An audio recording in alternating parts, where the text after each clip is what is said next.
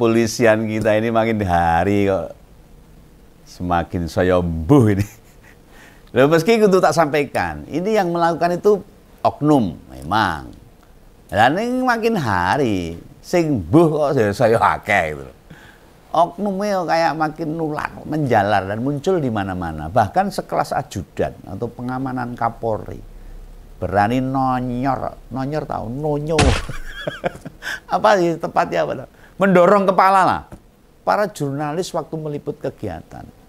Ya meskipun katanya sudah minta maaf lah. Jenderal Listio Sigit Prabowo di stasiun Tawang Semarang waktu itu. Ini nama dia ini, Ibda Endri Purwoseva, yang memang sekarang sudah meminta maaf. Begawan sih tidak fokus ke individu Ibda Endri ini. Ibda Endrinya itu enggak, melainkan pada institusinya. Rakyat ini butuh loh, polisi, butuh aparat yang katanya melindungi rakyat, melayani rakyat. Loh, apa di jajaran petinggi Polri nggak pada mengingat, dikasih tahu institusi mereka sudah disorot loh saat ini. Banyak viral kelakuan-kelakuan yang dilakukan oleh oknum-oknum, sehingga bila beraktivitas dengan masyarakat perilakunya harus dijaga daripada viral dan karena jadi masalah. Itu loh tindakan yang mencoreng institusi begitu, merusak citra itu, memperburuk banyak polisi lain yang sudah berupaya memperbaiki citra aparat keamanan kepolisian ini. Rakyat itu butuh ngerti, butuh banyak dibantu, dilindungi dan diayomi oleh aparat kepolisian. Bukan malah melihat arogansi para aparat ini. Lu makin ke sini loh. Oh, Begawan makin nggak paham nih, mengapa sih terus-menerus aparat negara? Di dalam eneng-eneng, wae masalahnya itu. Kebanyakan ada di jalan itu. Polisi lalu lintas. Ada beberapa masalah-masalah kriminal dan sebagainya. Loh, mau bagaimanapun, ini cerminan dari para petingginya. Tidakkah seharusnya makin banyak disorot? Itu membuat anggota sebuah institusi harus hati-hati. Lah kok tambah masalahnya. Lah apa para bawahan, anak buah yang kalau mengatakan saya krocok gitu. Dan lagi punya masalah, lagi pada punya beban. Apa nggak bisa bilang ke komandannya itu? Lah minta diganti sama yang lain. Nah, nanti Bang pas menjalankan tugas bermasalah, nanti di lapangan jadi bermasalah. Ya memang ekonomi semakin sulit. Aparat memang sangat berat tugasnya. Maka harus dijaga kepribadiannya, idealisme sebagai masyarakat, sebagai aparat. Untuk mengayomi dan melindungi masyarakat. Kita hidup berdampingan dengan rakyat, aparat kepolisian. Bila aja supaya diganti sama petugas lain kalau memang capek. Atau memang punya masalah, baik di rumah, di keluarga, atau apa. Misalnya katakan saja lah, kalau ada masalah. Dan iki utangku akeh itu pas bareng jatuh tempo. Aku izin saya kan bisa begitu. Atau bilang, dan anakku 2 malam belum pulang nih. Tak golek anakku saya. Misalnya kan bisa ngomong sama komandannya daripada bertugas selalu emosi. Nah, iya toh. Wah, itu kan malah jadi lebih buruk. Nah, daripada memaksakan diri, gak bisa nolak penugasan, sedangkan dirinya masih punya masalah dan beban pikirannya tidak fokus dalam pekerjaan. Di lapangan pinggirin utang, kepikiran anak rong Bali, mikirin istrinya lagi marah-marahan. Lu mau bagaimanapun, beban-beban itu memperberat psikis di lapangan bagi aparat kepolisian yang tugasnya memang juga berat. Dan saat menghadapi situasi yang membuat dia tertekan, maka tindakan arogan akan sulit dicegah oleh individu-individu yang belum bisa mempertahankan emosionalnya. Itu sebab yang bersangkutan nanti justru malah melampiaskan impuls emosinya kepada lawannya, kepada siapa yang harusnya dia jaga. Yang ginian ini mungkin terkesan remeh, sepele. Tapi bagi siapapun urusan rumah tangga sering menguras perhatian. Bikin tensi jadi tinggi loh. Termasuk Begawan. Lo bawaannya bakal emosi wae. Lo apa mau dibiarkan? Tidak dibenahi sama kepolisian. Polisi kan juga manusia biasa, bukan malaikat. Kayak kita juga. Yang masih di rumah, gak jauh berbeda. Memang nek wis digaji negara, masalahnya beda kayak kehidupan petani. Uripe buruh, karyawan swasta. Ya sama saja seperti kita. Hanya pekerjaan dan waktu tempatnya yang beda. Belum lagi yang jadi sasaran kemarin, malah tukang tulis berita loh, jurnalis. Ya, itu namanya lah jarak itu kepolisian itu. Oknum maksudnya. Nah, bikin masalah. Nah, terutama para jurnalis, di mana mereka itu bila mendapatkan perlakuan yang tidak pas, yang nggak tepat, ya langsung diberitakan, seluruh dunia dengar. Makin memperburuk citra kepolisian itu sendiri. Lihat saja yang dilakukan Ibda Endri. Dia masih muda loh. Dan para jurnalis yang meliput itu otomatis usianya banyak yang di atas dia. Mbak diperlakukan baik-baik, kenapa sih? Malah yang didorong itu kepala. Malah kata jurnalis antara bernama Magna Zaizar itu mengaku dikejar dan dipukul itu. Padahal dia setelah didorong-dorong wes ngalih loh, berpindah tempat. Sebab merasa gak nyaman. Ini patut kita pertanyakan. Institusi Polri kok searogan itu, ada apa ini? Yang namanya Kapolri tak jamin jarang dirubung. Oh kok dirubung, maksudnya didekati oleh masyarakat umum. Entah ngajak salaman, minta foto atau tanda tangan. Beda dengan artis. Jarang Kapolri itu. Lah di sekeliling Kapolri pasti banyak petugas berseragam. Belum lagi yang berseragam preman untuk menjaga. Ini maksudnya non dinas itulah, bukan preman. Percayalah, di kegiatan resmi maupun non resmi, Panglima TNI dan Kapolri, gak ada rakyat jelata untuk tertarik mendekati, gak ada. Rasanya wis serem dulu, mau ketemu jenderal. Ditambah Jenderal Listro sama Jenderal Agus Subianto. Ya, orang pasti senang berbaur sama masyarakat. Lihat saja itu aktivitasnya, lebih sering aktivitas formal saja. Nah, mungkin beberapa warga hanya berani nyawang, melihat dari jauh.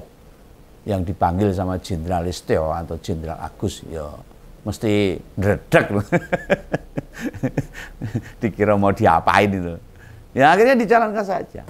Pengawalannya akeh. Ya. Begitu sampai lokasi, mudun mobil dinas, ajudan pengawal, sekretaris pribadi, belum lagi anak buah berada di sekelilingnya.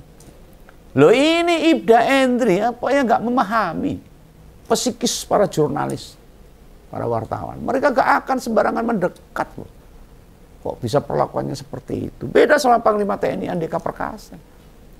Ya, yang badannya gede, ganteng, yang sumeh dan suka ngobrol sama bawahan maupun orang biasa. Beliau itu di berbagai kesempatan gak hanya diajak salaman, diteriaki, diajak foto aja langsung ngawe gelem. Wah ini kok malah ngomongin Pak Andika. Loh iya Pak Andika dulu itu sama buruh bangunan yang merenovasi Mabes TNI saja sering ngobrol dia.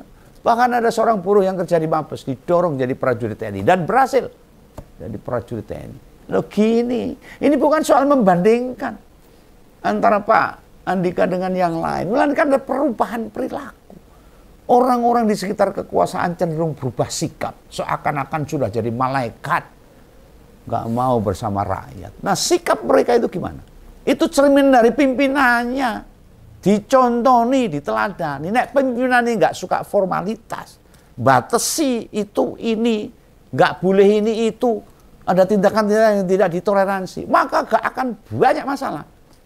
Nah, di luar itu anak buah juga tidak banyak bertuntut, menanggung beban ini itu dan sebagainya. Yang di luar kemampuan dia loh, yang makin nambah berat tugasnya para anak buahnya. Nah kita itu butuh aparat, butuh dilindungi aparat yang humanis, yang peduli, yang menghargai sesama pihak. Apalagi sama jurnalis, yang punya peran banyak untuk memberitakan, menginformasikan apa aja yang ada di berita-berita di negara kita ini. Yang mau bagaimanapun, mereka itu gak akan berperilaku sembarangan. Jurnalis itu gak mungkin nempel, nyentuh secara fisik narasumbernya. Maka apa begitu?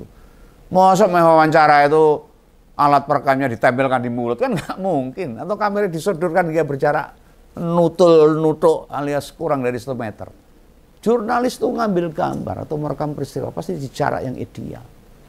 Dan waktu pewarta mendapatkan tindakan yang tidak menyenangkan, saat Kapolri nemui penumpang pakai kursi roda, dan kemarin tuh peristiwa tindakan arogan saat Kapolri memantau arus balik di stasiun Tawang Semarang, Jawa Tengah. Itu tandanya yang ambil gambar pada menjauh, mungkin jarak terdekat 2 meter dari keduanya. Terus apa karpe? Kalau ajudan Kapolri dorong-dorong, nonyor-nonyo kepala jurnalis yang mungkin usianya lebih tua. Malah ada wartawan yang sempat dengar, mau ditempelin satu-satu. Iki polisi cap apa? Ini saya kritik ini. Salah satu di antara yang nyari berita, seorang perempuan katanya mau dicekik juga. Nah ini saya cuma menirukan berita aja, nggak provokasi. Nah orang di lingkaran Kapolri masuk kayak gitu. Perubahan di lingkaran pejabat bukan hanya TNI Polri, namun juga kementerian harus diperbaiki. Bukan hanya di TNI Polri, kementerian, mungkin di kejaksaan, kehakiman dan sebagainya. Harus diperbaiki nih perilaku-perilaku.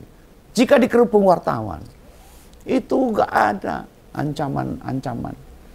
Nggak ada ancaman keamanan. Lagian paling berapa tuh jumlah yang meliput? Dan mereka sudah dikasih kartu-kartu resmi dari perusahaan-perusahaan mereka. Yang bikin Begawan penasaran, penisirin banget ini. Apa yang mau ditugaskan?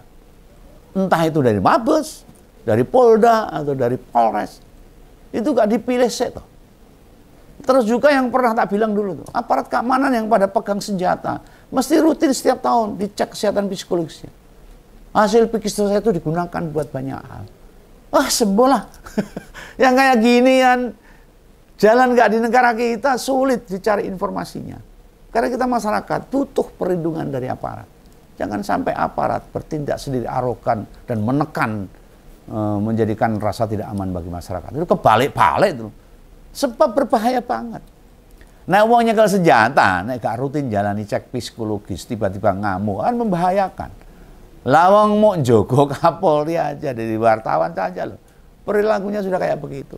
Gimana dia ditugaskan jaga demo? Ada di perempatan ngatur lalu lintas misalnya. Atau ngatur arus balik sekarang.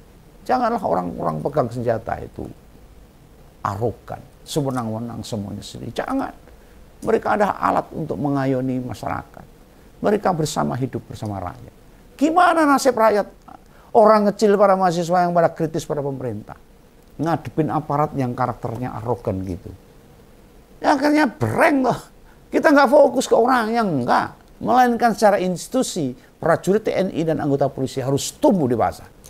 Di negara kita ini, sing wonge do duwe aturan, menjaga norma dan adab. Lah malah sing berangasan aparat. Kan ngeri. Mbok nek ngamuk ngono ditugaske di area-area yang banyak preman misalnya. Terus suruh ngadepi ormas-ormas gak genah itu, yang suka malah-malah, itu tugas aparat. Jangan menghadapi jurnalis yang karakternya memang betul mencari berita. Jangan menghadapi dengan arogan para mahasiswa yang punya niat baik untuk memperbaiki negara. Itu para preman dan ormas-ormas yang suka memeras rakyat. Wartawan atau jurnalis tugasnya nyari berita, peliputan, menyajikan informasi. Lalu disakapi sok jagoan gitu, jangan. Institusi kepolisian sama TNI harus tumbuh seiring makin berkembangnya demokrasi kita. Para aparatur represif mestinya dididik dengan baik dan benar. Tentang apa demokrasi, apa itu HAM, bagaimana menghadapi masyarakat. Mereka mestinya melewati serangkaian tahapan-tahapan atau pendidikan tertentu. Biar perilakunya gak sembarangan, gak arogan, menekan pada rakyat. Sebagai orang-orang yang dibayar oleh negara, yang memang mesti lebih sabar. Menjaga kehormatan institusi. Nah, gak bisa bersikap baik. Suruh ngawal Kapolsek dulu. Di tingkat kecamatan itu loh. Meski kasus ini sudah dianggap selesai karena sudah minta maaf. Dengan permintaan maaf pada oleh Ibda Endri. Mesti jadi koreksi ke dalam. Zaman makin maju loh, makin modern loh. Di sebuah negara demokratis. Gak boleh ada lagi aparat negara berperilaku sewenang-wenang dan arogan. Harusnya para pegawai atau orang-orang yang digaji negara kasih contoh yang baik. Nek wong sing digaji rakyat, perilakunya sak geleme dhewe. Gimana dengan rakyat? Tugas pegawai bayaran negara ngebantu rakyat di soal apapun. Dan apa yang bisa dia lakukan? Silahkan bertindak. Atau bertindak keras kalau ada masalah yang menentang negara. Loh, itu. Andai orang yang dikawal itu terancam keselamatannya misalnya, harus bertindak keras, hati-hati. Nek gak ono apa-apa ya slow wae. Ngono to bro. Masa rakyat dijenggung-jenggung, ditonyo-tonyo padahal ingin meliput pemberitaan Kapolri. Itu ya supaya TNI Kapolri bisa introspeksi agar menjadi pengayom masyarakat dengan baik. Salam Begawan, salam Kompol. Sampai jumpa, jangan lupa subscribe. Dadah.